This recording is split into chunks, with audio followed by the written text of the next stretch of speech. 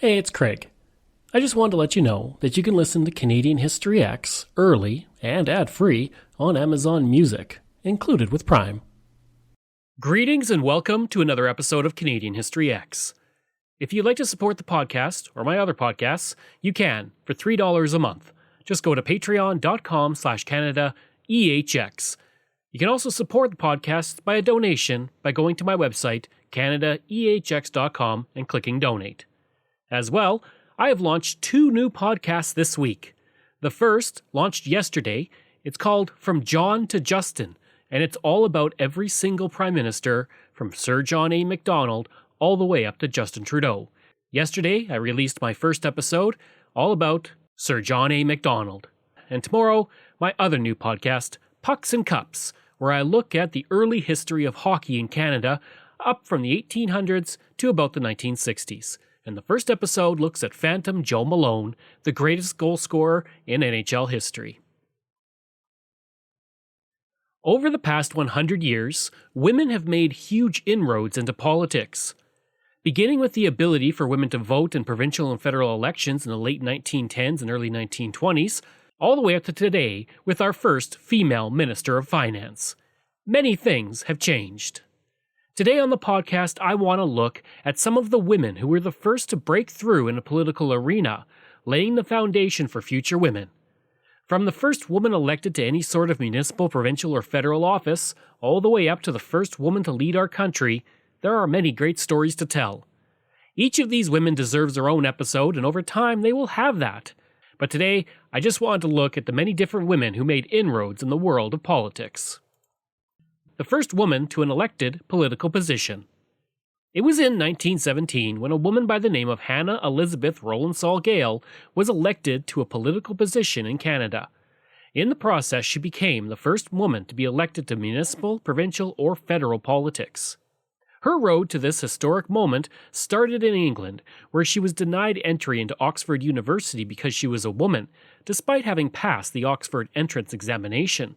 Instead, she began to run the family business following the death of her father, and in 1901 she would marry William Gale, and in 1912 the couple, along with their 2 sons, moved to Calgary.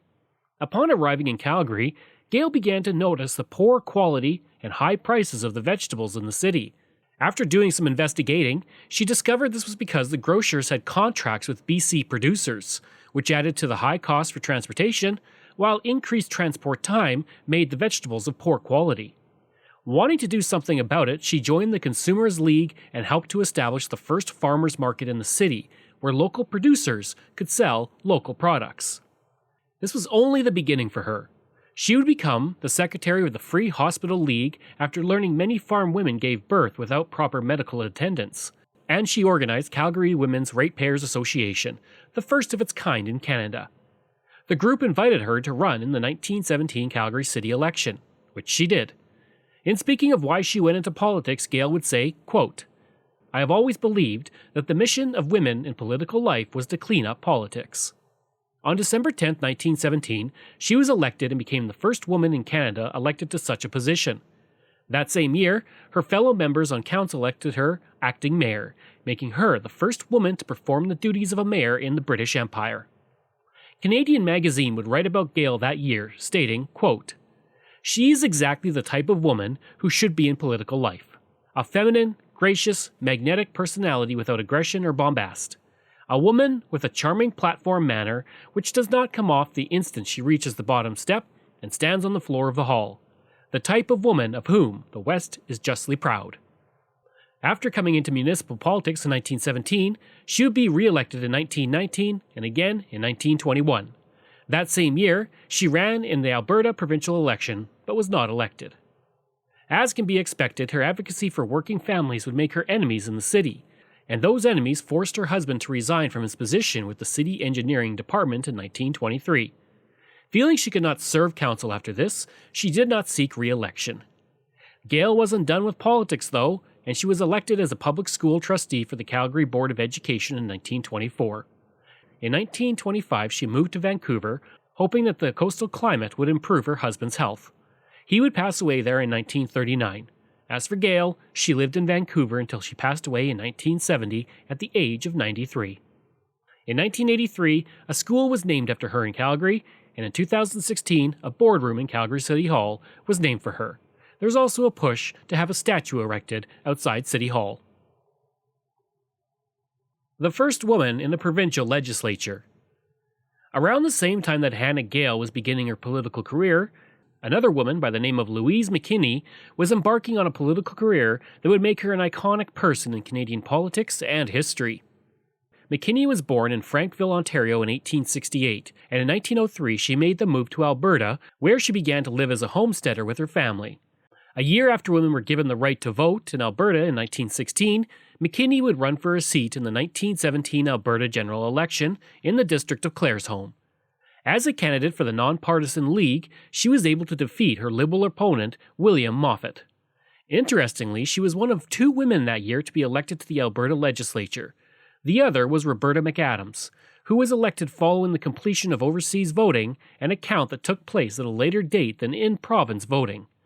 McAdams, for her part, would become the first woman to introduce legislation in the British Empire and the first to successfully pass it. The legislation, called Act to Incorporate the Great War Next of Kin Association, would legally recognize a veterans organization. Going back to McKinney, her election was no small feat. She defeated Moffat, the first resident of Claresholm, and at one point its mayor. McKinney would serve until 1921, when she ran for re-election but lost to the independent farmer candidate Thomas Milnes, another mayor of Claresholm. Her role in Canadian history was not done, though. McKinney would become one of the famous 5 who argued the Persons case in 1927, eventually culminating in 1929 with the decision by the Judicial Committee of the Privy Council that women were legally recognized as persons and could therefore sit in the Senate of Canada. McKinney was also one of the few of the famous 5 who did not publicly endorse eugenics. I did an episode on the famous 5 back in May that I encourage you to check out. In 1931, she would briefly serve as the president of the Canadian Union and the Women's Christian Temperance Union, while also being named as the commissioner for the First General Council of the United Church of Canada. Sadly for McKinney, she would pass away in 1931, only 2 years after the Persons case victory. In 1939, she was recognized as a person of national historic significance, and a plaque commemorating her is on display in Claresholm. In 1997, the Persons case was recognized as a national historic event, and in 2009, she was named an honorary senator by the Canadian Senate, along with the other 4 members of the famous 5. The first woman in Parliament. In 1919, amendments were made to the Elections Act by the federal government, which would pave the way to women serving in the House of Commons. 2 years later, the first woman would enter Parliament, and her name was Agnes MacPhail. MacPhail was born in Grey County, Ontario on March 24, 1890, and would go on to attend the Owen Sound Collegiate and Vocational Institute before transferring to the Stratford Normal School. After graduating with a second-class teacher's certificate, she applied for 5 teaching positions and was accepted to all. While working as a teacher in Sharon, Ontario, she became active in the United Farmers of Ontario and the United Farm Women of Ontario. In 1921, MacPhail was nominated to represent Southeast Grey County in the House of Commons by the United Farmers of Ontario, who had just won a landslide victory in the Ontario provincial election in 1919. MacPhail won that election and became the first female MP in Canadian history. This was not a one-off election win for MacPhail either. She would go on to serve until 1940 and was involved in several important legislations. In 1924, she opposed the Royal Military College of Canada on the grounds that it taught snobbishness and provided a cheap education to the children of the rich. She would oppose government support of the college as well in 1931, based on her pacifist beliefs. Throughout her time in Parliament, MacPhail was a strong advocate for rural issues and penal reform. Her work in that manner would result in reform in Canadian prisons after the Second World War. Her concern for women in the criminal justice system also led her to found the Elizabeth Fry Society of Canada in 1939. Her campaign to bring prison reform would be highlighted in a Heritage Minute. Your visit isn't really necessary. I'll judge for myself. I know you're an MP, Miss MacPhail, but a woman has never... I am not leaving till I do.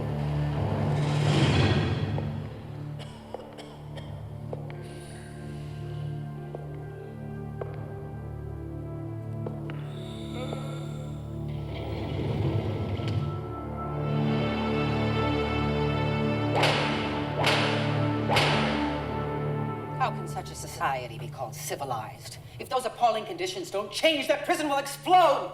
Perhaps our lone lady member is too fragile to know what is normal in a prison.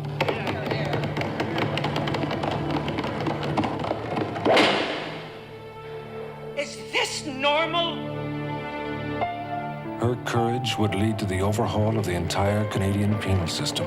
Agnes MacPhail, Canada's first woman MP. She would also push for a pension for seniors and workers' rights, while also becoming the first Canadian woman delegate to the League of Nations. And while she was a pacifist, she did vote in favor of Canada entering the Second World War. After losing the 1940 election, she spent time as a journalist writing agricultural columns for the Globe and Mail before going back into politics. In 1943, she was elected in the York East riding to the Legislative Assembly of Ontario, becoming the first woman, along with Ray Lecoq, to be elected to the Ontario legislature. She was also the first woman to be sworn in as an Ontario MPP. She remained in provincial politics until 1945, then came back and served from 1948 to 1951, and she would pass away in 1954 just after being offered an appointment to the Senate of Canada. In 1948, she appeared on CBC This Week speaking to a group of students at the University of Toronto. A youth conference on Parliament, and a question vital in the mind of youth. As you heard, Miss MacPhail's one of the liveliest of the panel, and with Miss MacPhail present, women in politics soon came to the fore. But they can't see me, and that's nice. The air audience, they can't see me. But there is no difference that I know of, except that I think either a man or a woman must have had a great interest in public affairs previously, or no one would think of choosing them, nominating them. They must have shown their interest in some way. Don't you think there'd be more women in the Canadian Parliament if there were more women in municipal offices across this country? Oh, yes. If there were more women in everything of a public nature, there'd be more women candidates. Up to the present time, generally speaking, whenever a woman gets a nomination, she gets a nomination in a constituency where the chances of election are not too hopeful. No, some nominations the men don't want. But there's only one Miss MacPhail. Yes. I agree with that. Following her passing, 2 schools have been named for her in Ontario, and in 1993, on the 50th anniversary of her election to the Ontario legislature, March 24th was declared Agnes MacPhail Day. In 2005, she was voted the greatest Ontario woman, and in 2017, she became the first woman other than the sovereign to have a permanent spot on Canadian currency, when she appeared alongside George Etienne Cartier, James Gladstone, and Sir John A. Macdonald on a Canada 150 edition of the $10 bill. The first female cabinet minister and speaker in the British Empire. As we have seen a couple times now, Canada has led the way in the British Empire for women going into politics. Mary Ellen Spears Smith is another person who led the way in the Commonwealth with her work in provincial politics in British Columbia. Originally born in England on October 11, 1861, or 1863, she would marry Ralph Smith, a coal miner, and they would come to British Columbia in 1891 after they had married. Her husband was a trade union leader and would be elected to the British Columbia legislature in 1898, and then the House of Commons in the 1900 federal election, serving until 1911. He then came back to provincial politics, serving from 1916 to 1917. During all of this, Mary would help him with his political work and campaigns, while also making speeches on his behalf when he was unavailable.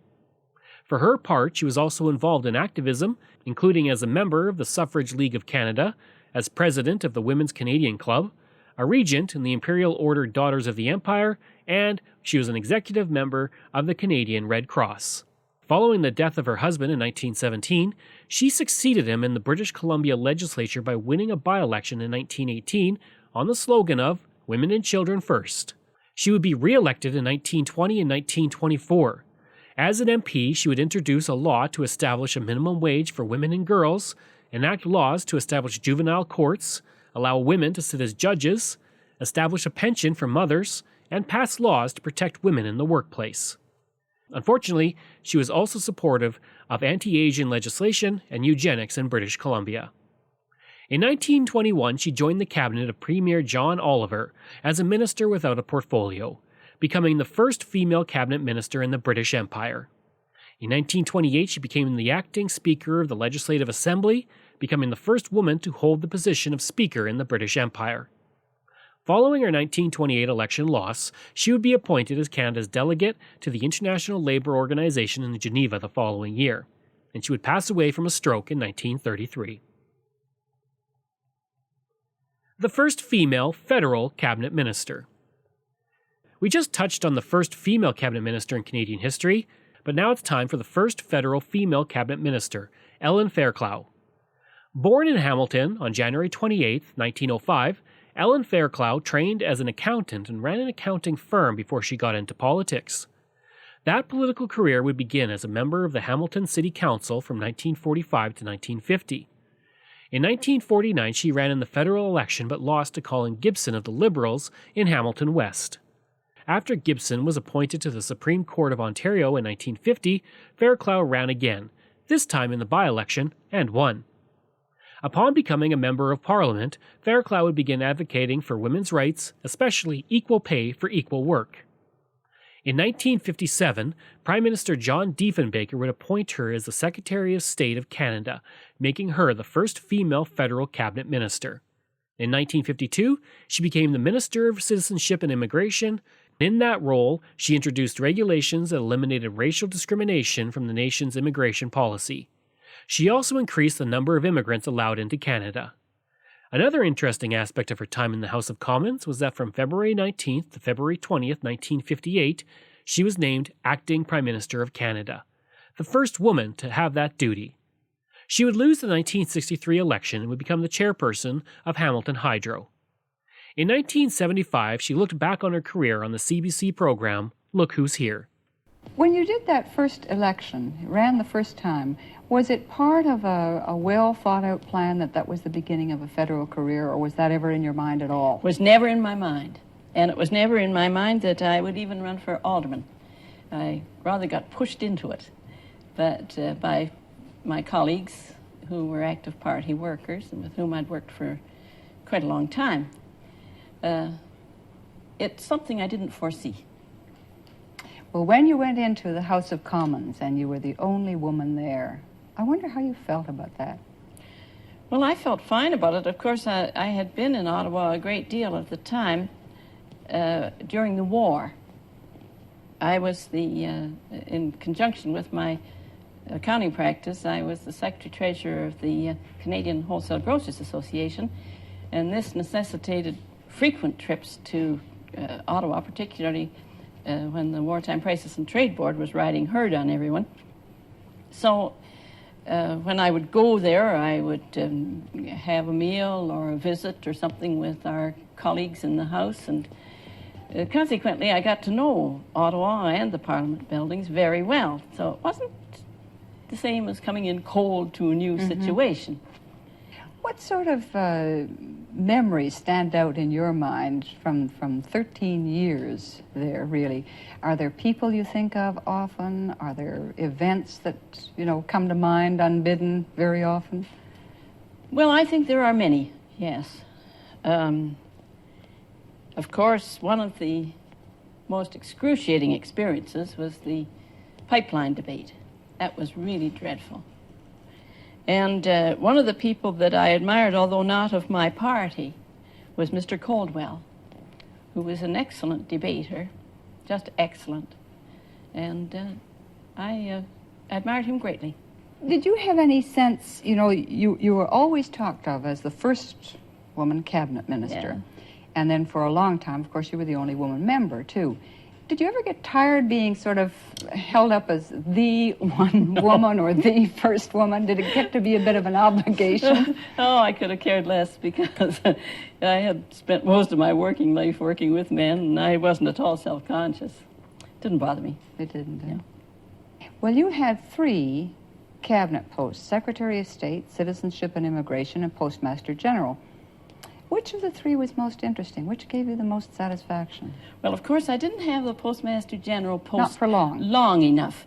I think I would have really loved to have had that for I an wonder extended if you period could say of time. that today. Well, I don't know. You see, it's largely a matter of business in the post office, and that's my forte. But from the standpoint of human interest, of course, the Citizenship and Immigration Department was really something. And remember that I was also Superintendent General of Indian Affairs. That was a part of my responsibility as Minister of Citizenship and Immigration. And I found that fascinating. When the election came along that in which you lost your seat, how big a disappointment was that? Oh, I think I saw it coming. I could see that people were disenchanted with our government. And there's an old saying in Ottawa, you know, that governments aren't elected, they're defeated. Mm-hmm. And I think when the populace in general, become disenchanted with the government, nothing on earth is going to save them. In 1979, she was named to the Order of Canada, and in 1996, she was awarded the Order of Ontario. In 1982, an Ontario government office tower in Hamilton was named for her, and in 1992, Queen Elizabeth II bestowed on her the title Right Honourable, something usually reserved for the Prime Minister, Governor-General, or Chief Justice. She would pass away on November 13, 2004, and on June 21, 2005, a stamp was issued in her honour. The first woman senator. Following the ruling in 1929 that women were persons and could therefore sit in the Canadian Senate, it did not take long for the federal government to appoint a woman to the Senate. That woman was Corrine Wilson, and her story begins on February 4, 1885, when she was born in Montreal. In 1918, she moved with her family to Ottawa, where Wilson became heavily involved in volunteer work and working with political organizations to encourage women to get into politics. To that end, she helped found the 20th Century Liberal Association and the National Federal of Liberal Women of Canada. In 1930, due to her liberal background, Prime Minister William Lyon Mackenzie King appointed her as the first female senator to the Canadian Senate, only 4 months after the Persons Case judgment came down. In 1938, while serving as the president of the League of Nations Society of Canada, she spoke out against the appeasement of Hitler, and when the Mackenzie King government resisted permitting Jewish refugees from Germany coming to Canada, she was able to arrange the acceptance of 100 orphans. In 1949, she was made Canada's first female delegate to the United Nations General Assembly, and she became the first woman to chair a Senate Standing Committee. In 1950, the French government presented her with the Cross of the Knight of the Legion of Honor for her work with the child refugees. In 1955, she became the first woman Deputy Speaker of the Canadian Senate. On March 3, 1962, she would pass away from a heart attack, and a school in Ontario was named for her. The first female lieutenant governor. The lieutenant governor is one of the most important posts in a province, but it would take until 1974 for a woman to serve as one in Canada. That woman was Pauline Mills McGibbon, who was born in Sarnia, Ontario on October 21, 1910. Studying at the University of Toronto, she would begin volunteering with various organizations, including the Daughters of the Empire, of which she would become president in 1963, serving until 1965. A major supporter of the arts, she also served as the president of the Dominion Drama Festival in 1948 and was the first woman to lead both the Canadian Conference of the Arts and the National Arts Centre. She was also the first woman to serve as a president of the University of Toronto Alumni Association from 1952 to 1953. She would also serve as an honorary colonel with the 25th Toronto Service Battalion. She was the director of Massey Hall and Roy Thompson Hall, and she would earn the Order of Canada in 1967 for her work in the arts and volunteer organizations. In 1988, she was awarded the Order of Ontario. Her biggest role would come on January 17, 1974, when she became the first female lieutenant governor in Canadian history and second in the British Commonwealth. She would serve in the post until September 15, 1980. Her main focus during her time as lieutenant governor was on the arts in the province, and she would pass away on December 14, 2001 in Toronto. The first female Governor-General. Since 1867, there have been 29 Governor-Generals, and of those, 4 have been women. But the first was Jean Sauvé, who took to the post in 1984 and survived through 3 prime ministers and a change in government to hold the post until 1990. Born in Saskatchewan and educated in Ottawa and Paris, she would begin working as a journalist for the CBC, where she launched her successful radio show, Femina, before moving to television to focus on political topics in both French and English. In 1956, she was given her own television show called Opinions, which ran until 1963. In 1972, she ran for the Liberal Party in Montreal, winning the election and serving until 1984. During that time, she would serve as the Minister of the Environment and the Minister of Communications, and most notably as the Speaker of the House of Commons from 1980 to 1984, becoming the first woman to hold that post. As Speaker, she presided over debates on the new Constitution, the Energy Security Act, and more. In 1980, she spoke with the National about her role as Speaker and how she was still learning the ropes in the new position. The NDP caused a bit of a stir at the end of today's question period, too. Several NDP members got up and walked out of the House in protest against the way Jean Sauvé, the new Speaker, is taking care of business. Bruce Cameron reports. À l'ordre. Order. As Speaker of the House of Commons, Jean Sauvé is the one who keeps the sometimes unruly members in order, settles disputes, and during the high-profile question period, decides who may ask a question. Thank you very much, Madam Speaker. Because that's the time the opposition can make its most points. Usually, they're the ones who get recognized. Occasionally, though, a few Liberals get permission to ask few questions, too. And today the NDP charged that those occasions have become too frequent. Sauvé doesn't deny that the Liberals have had a better chance recently. In the last weeks, more Liberals did get up. They have been more active.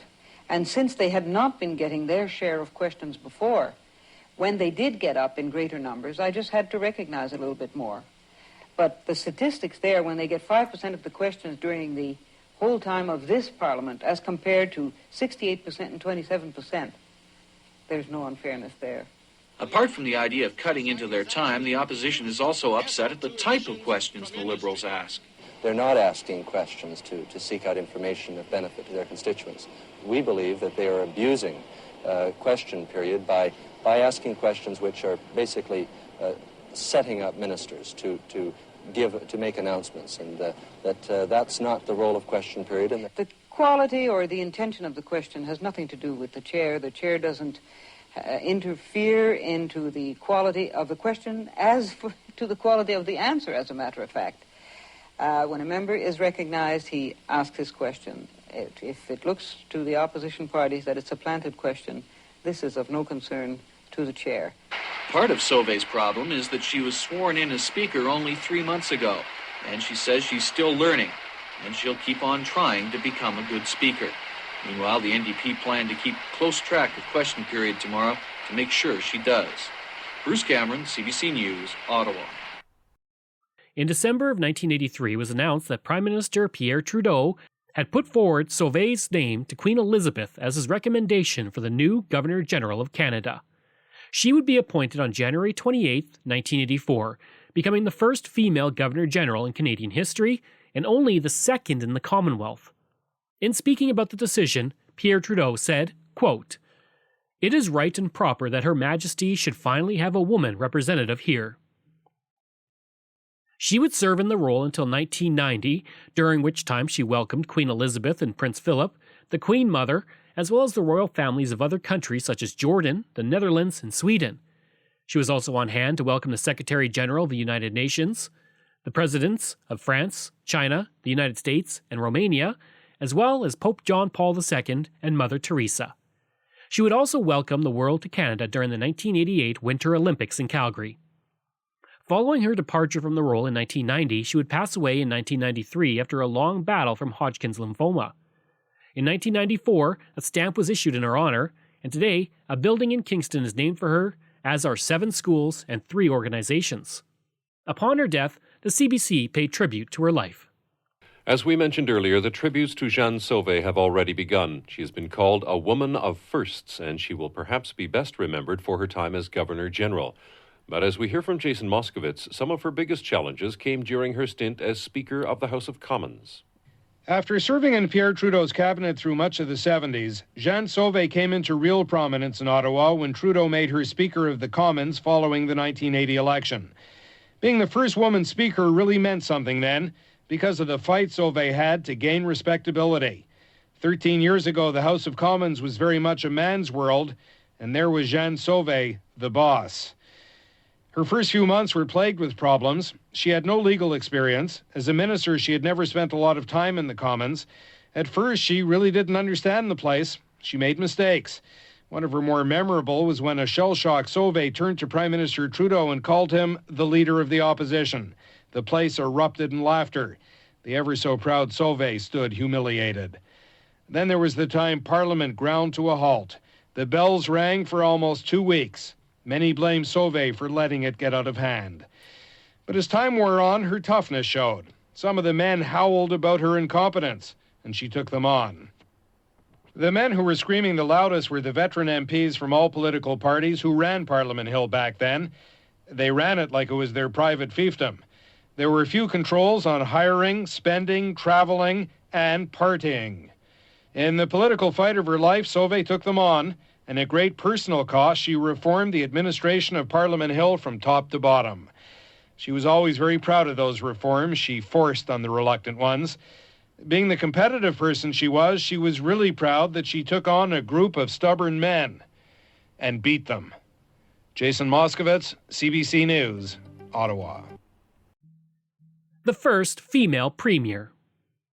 Despite the various inroads Canadian women made into politics between the 1910s and 1980s, including as Governor General, it would not be until 1991 that the first female premier would take office. Rita Johnston was born on April 22, 1935, in Melville, Saskatchewan, but would eventually find her way to British Columbia, where she entered politics as a city councillor for the Surrey City Council, followed by being elected to the British Columbia Legislature in 1983 in the riding of Surrey. After her re-election in 1986, she became a cabinet minister, serving in various roles including Minister of Municipal Affairs, Minister of State, and Minister of Transportation and Highways. In 1990, she was appointed as the Deputy Premier of the province, and following the resignation of the Premier on April 2, 1991, she became the Premier of the province, becoming the first female Premier in Canadian history. In July of that year, she would formally win the leadership role at the Social Credit Party convention, and in October would go through her first election as Premier. Unfortunately, it was a disaster for her party, and her time as Premier would end on November 5, 1991, as did her time in provincial politics as she lost her own seat. During the campaign, part of the leadership debate was broadcast on CBC. But going into tonight's debate, the contest was undeniably between Harcourt and Johnston. How far would either go to score a political point? Would either one take any risks, or would they play it safe? User pay system where you pay at the door. Take your pick. You're the one that has to come Why clean to the don't people you of British stop Columbia. scaring the Because senior you citizens have of not this yet province with told your who lies? you're going to tax. You were the one that introduced the property purchase tax for first-time home buyers. That's to take right. it away now, when I voted against it in the first place, is a bit much, Mrs. Johnson. You shouldn't have introduced it and hurt young British Columbians trying to buy their first home in the first place. You're skating around it, but we want the numbers, Mike. We want the numbers. I've told you the numbers. You The don't bottom have any line is a numbers. balanced budget. We'll You're set tough afraid to give priorities. us the numbers. We'll set tough priorities above the line. And the bottom line is a balanced budget. You're gutless. You won't give us the numbers. This reminds me of the legislature, and here's a classic example of why nothing ever gets done in the province of British Columbia. Right here. You saw it live on CBC. Well, And that at least got a laugh out of the reporters watching the debate with the spin doctors, House Party advisors trying to put the best light on their leader. But how did the contenders themselves rate their performances? I came with two goals. One was to lay out the issues. I did that. I didn't succeed in my second goal, which was to stop the sniping and the name-calling and the distortion. It wasn't my intention to scold, but when you hear outright lies and untruths and innuendos continually for 3 weeks of a campaign, and then you're face-to-face on a platform, it gets a little difficult to continue to take the kind of rubbish that was coming out of his mouth. I would not be Making no apologies for her attacks in the debate, Johnston was demanding another face-off. But you know, Mike, there's still time for you to be honest with the people. We should debate again I believe we should debate again. But Harcourt wasn't quite so eager. Now, we've had the debate. I intend to get on with the rest of the election campaign. Are you worried you'll Thank take you. some heat? What's the fear, Mike? I mean, what's We what's want the the numbers, harm? Mike. What's the harm in doing it again? There's no harm whatsoever. You didn't tell us anything tonight, I'm Mike. here We tonight. want your I said I numbers. was going to be here tonight, and I've enjoyed the debate. I've enjoyed the discussion. I've gone with the issues that you asked me about and been outlining for the last 19 days of this election campaign. I intend to continue that. And with that last exchange, the contenders retired to their own corners to lay out the battle plan for the final week. Cecilia Walters, CBC News, Vancouver. Today, she leads a quiet life in British Columbia while also occasionally serving as a political advisor. The first female Prime Minister. The biggest job in the land, maybe second to Governor General, is that of Prime Minister. Over the course of Canada's history, there have been 26 Prime Ministers, with several serving multiple non-continuous terms. While today women have served in the roles I have mentioned multiple times, including as Governor General, one woman has served as Prime Minister, and that was only for 132 days. For Kim Campbell, serving as the first female Prime Minister is a massive accomplishment, but it was only part of her entire political and judicial career. Kim Campbell deserves an entire episode of her own, as do all the women in this episode, and she will be receiving it. On my podcast From John to Justin, I'll be looking at her life and career in episode 19. But for now, I'm going to just touch on the many accomplishments of our first female Prime Minister. Born on March 10, 1947 in Port Alberni, British Columbia, Kim Campbell would begin her political life with a degree in political science from the University of British Columbia, followed by doctoral studies at the London School of Economics. From 1975 to 1981, she would lecture on political science at the University of British Columbia and the Vancouver Community College, before choosing to start a career as a lawyer. The next step in her political career began when she served on the Vancouver School Board from 1981 to 1984. In 1985, she became the executive director in the office of Premier Bill Bennett before making a bid for the leadership of the Social Credit Party, which failed. In 1986, she would be elected to the provincial legislature, but issues with the party and its stance on abortion resulted in her leaving provincial politics. The loss to British Columbia's legislature was a gain to the House of Commons. In November of 1988, she would be elected to the House of Commons, and 1 year later was the Minister of State for Indian Affairs and Northern Development. From 1990 to 1992, she served as the Minister of Justice and the Attorney General, bringing in reform legislation on many issues including abortion, sexual assault, and firearms control. One of the most important laws she introduced protected a victim of sexual assault from having their past explored during a trial. In January of 1993, she was moved to become the Minister of National Defence 1 month before Prime Minister Brian Mulroney retired. In the leadership race, Campbell put her name forward and was chosen as the leader of the Conservative Party. This made her, on June 25, 1993, the first female Prime Minister in Canadian history, and also one of the youngest women to ever assume the role of Prime Minister anywhere in the world. Upon her win as the new leader of the party, and as Canada's first female Prime Minister, she spoke to supporters. Thank you. Thank you very much, dear friends. Thank you.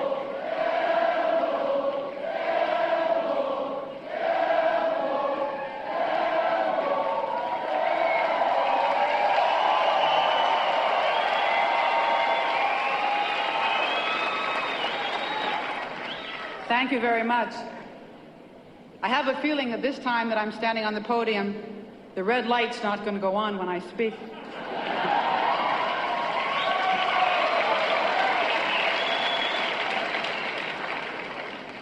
I want to begin, first of all, by simply saying thank you.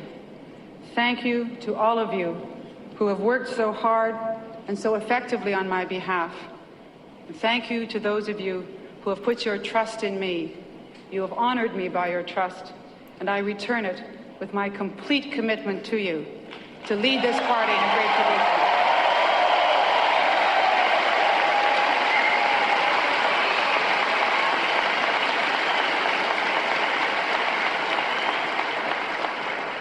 Allow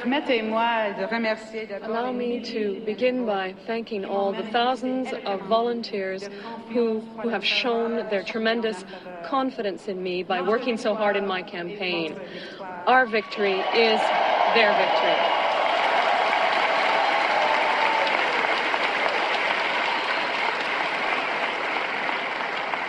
This is your victory, won by your energy and your dedication, and I share it with each and every one of you. I want to pay particular thanks to the people in the Riding Association of Vancouver Centre who believed in me for so long.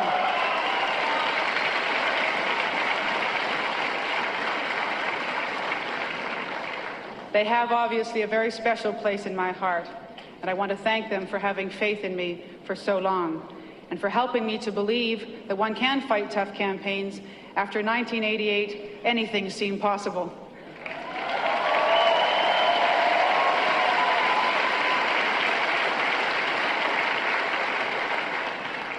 I want to also express a debt of gratitude to Prime Minister Brian Mulroney.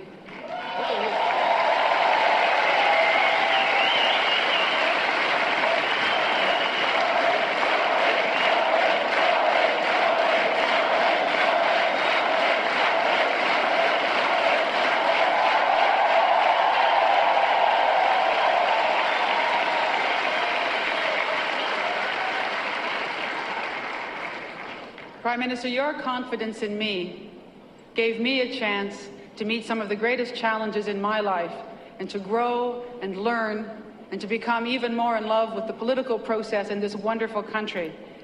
And I want to say to everyone here that Brian Mulroney taught us some very important lessons as a party. He taught us how to think long term. He taught us how to be united. And he taught us how to win.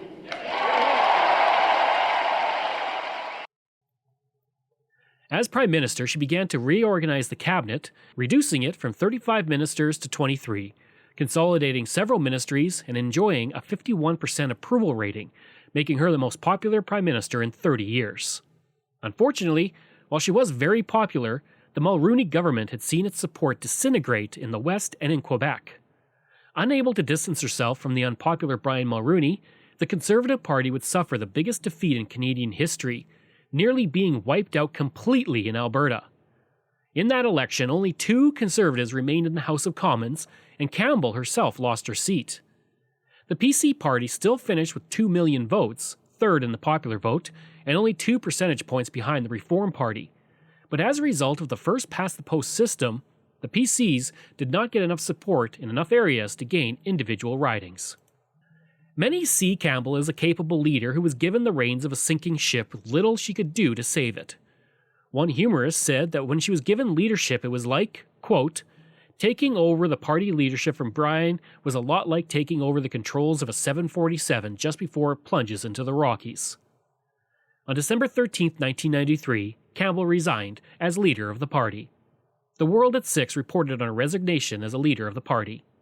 In Ottawa, it's official. Kim Campbell has resigned. She is stepping down as leader of the federal Tories. Her announcement comes 6 months to the day that she was chosen as party leader. She gave no reasons for her decision other than to say they are complex. Just a few weeks ago, Campbell hinted she would be staying on until June, but some party members have been complaining about her leadership, and they claim to have helped her change her mind. As Laura Lynch reports, the party will now turn its attention to rebuilding under a new leader. Last June, my party chose me as its leader at a national convention here in Ottawa. It was only 6 months ago that Kim Campbell stood before a cheering crowd of Tories. Many saw her as their ticket to re-election, their best chance to maintain Brian Mulroney's 9-year grip on power. Today, Kim Campbell sat before a room full of reporters trying to rationalize, trying to make a virtue out of losing power and losing it badly. What our party has now is a remarkable opportunity, if we're wise enough to seize it. Freed from the constraints of government, which puts an enormous pressure on any political organization because you can't set your own agenda. You have to deal with the realities before you, and things arise and situations occur that take your time and energy, and you have to deal with them, and that's part of governing. Similarly, even being the official opposition, much of your agenda is set by what government does. But others in the party aren't viewing the loss or Campbell in such charitable terms. They blame her and they wanted her out. Today they got their wish. Some, like Alberta Premier Ralph Klein, are welcoming the move. I think it was probably a good thing. The party needs a fresh new start, and now I guess is the time. Campbell called Klein this morning to warn him of her impending resignation, but she didn't inform one of only 2 Tory MPs elected to the Commons. Elsie Wayne of St. John was clearly frustrated to have to learn from reporters that her leader was leaving, and clearly annoyed at the disarray the party is in. Right now, I guess I'm the deputy something, and the deputy this, and the deputy that, and there's only 2 of us, so I don't know what a team we've got going here, but we've got 2 of us, and we've got a lot of work to do. The party's executive is expected to ask Jean Charest to take over as interim leader tomorrow. He's expected to say yes. Today, though, he was saying very little. I have not been asked, and there'll be a national executive meeting tomorrow morning, and we'll take it from there. As for Campbell's future, she's talking about teaching, writing a book, maybe even doing commentary in the media. Though she says it's unlikely she'll return to public life, Campbell still has one sobering reminder of the costs of being a politician. Her former campaign manager, defeated MP Ross Reed, says she still has a debt of about $250,000 to the party, a debt left over from the days when she won the Tory leadership. Laura Lynch, CBC News, Ottawa. That same year, Chatelaine named her Woman of the Year, and she would publish her autobiography in 1996. From that year until 2000, she was the Consul General to Los Angeles. From 1999 to 2003, she chaired the Council of Women World Leaders, and from 2003 to 2005, she was the president of the International Women's Forum. I hope you enjoyed that episode and our look at the various women who made political history in Canada. If you did, please leave a rating and review. You can reach me at craig@canadaehx.com. You can visit my website where you'll find hundreds of articles on Canada's history as well as all my podcast episodes. Just go to canadaehx.com. Again, check out From John to Justin and Pucks and Cups, my 2 new podcasts that are out this week. If you want to support the podcasts, you can. For $3 a month, just go to patreon.com/CanadaEHX. Every dollar you give helps keep the podcast going. Just like all of these wonderful patrons have. Phil Maynard, Pamela Elder, Shannon Marshall, Clinton Martinez, Dimitri Chauve, Aaron O'Hara Myers, Robert Dunseith, Todd Casey, Catherine Roy, Luke S., Vic Hedges, JP Bear, Jason Hall, Spencer M., and Iris Gray. You can find us on Facebook. Just go to facebook.com/CanadianHistoryX. You can find me on Twitter. My handle is Craig Baird, CraigBaird. And you can find me on Instagram. Just search for Bairdo37. Thanks, and we'll see you again next time.